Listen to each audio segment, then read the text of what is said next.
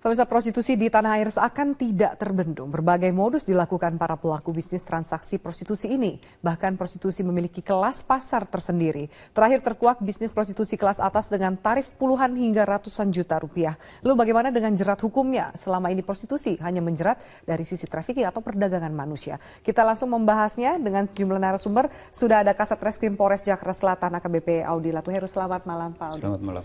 Kemudian juga ada kriminolog UI Mbak Anggi Aulina. Selamat malam Mbak Anggi. Baik, saya akan ke dari pihak kepolisian dulu. Apakah memang ini sudah juga menjadi perbincangan di masyarakat, terutama soal lemahnya KUHP kita? Benarkah kemudian jelas kemarin sudah ada artis yang berinisial A yang saat ini statusnya masih saksi?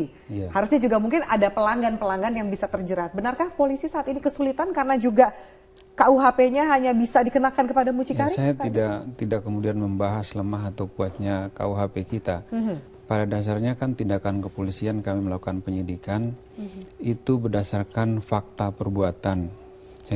Kita sesuaikan dengan konstruksi hukum yang berlaku.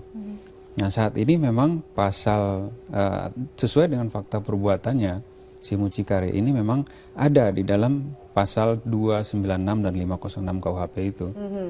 Ya. Bagaimana dengan nasib dikatakan mucikari era ini punya 200 artis dan jelas ada satu orang saksi yang bisa menjadi pintu masuk dari membongkarnya kasus prostitusi kelas atas ini. Bagaimana dengan nasib mereka ke depan? Tidakkah mereka kemudian terjerat dan juga pengguna dari layanan mereka? Ya, kan kalau kita bicara tentang mereka terjerat atau tidak terjerat, seolah-olah memang dia harus kita jerat, tidak ya?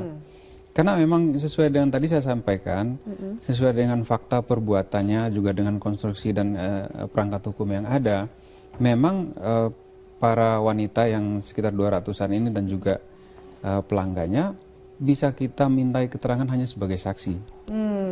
Ya, memang mungkin atau nanti kalau dalam perkembangannya kemudian kita menemukan fakta-fakta baru, ya fakta-fakta lain yang menunjukkan bahwa ada keterlibatan mereka, mungkin apakah sebagai mucikari juga. Nah, mungkin akan berkembang kemudian. Apakah nanti di situ kita temukan juga ada perdagangan manusia dan sebagainya. Oke, Pak, bagaimana kemudian menjelaskan keresahan dari masyarakat ketika memang praktik prostitusi yang tanda kutip tidak bisa dijerat, kemudian tanpa hukuman yang menjerakan akan melahirkan sikap permisif di masyarakat atau mungkin anak-anak muda?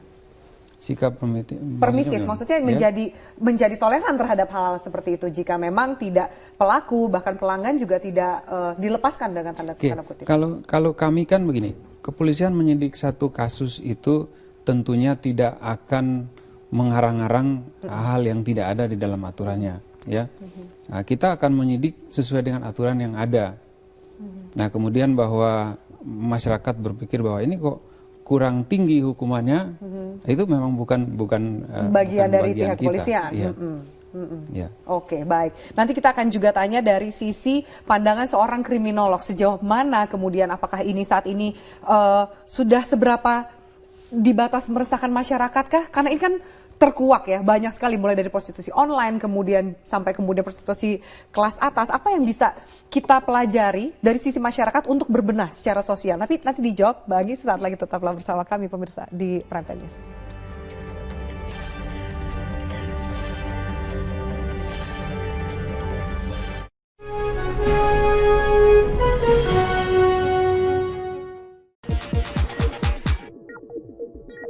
Pemirsa, kasus prostitusi semakin marak di Indonesia. Dalam kurun waktu beberapa bulan terakhir, setidaknya ada 3 kasus prostitusi yang menarik perhatian publik. Setelah kasus dari Tata Cabi, prostitusi di apartemen di wilayah Kalibata, kini terkuak prostitusi kelas atas yang disinyalir melibatkan figur terkenal tanah air.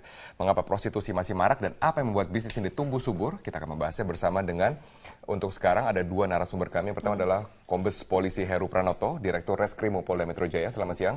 Selamat siang. Pak Heru, selamat siang. Dan juga bergabung bersama kami dari sambungan telepon yaitu Mas Muhammad MK, penulis buku In Bed with Models dan juga sebelumnya menulis buku Jakarta Undercover yang menggegerkan publik. Selamat siang Mas Muhammad MK. Selamat siang. Ya, kita akan ke Kombes Pol Heru Pranoto dulu ya. Berawal dari kasus Tata Cabi ini, apakah memang menjadi titik terang untuk membuka bahwa kasus prostitusi di Indonesia itu beragam, dari mulai online, bisnis apartemen terselubung sampai sekarang terkuak lagi bisnis prostitusi kelas atas sebutannya yang melibatkan figur-figur terkenal Indonesia. Jadi begini, bicara tentang prostitusi itu kan sebenarnya sudah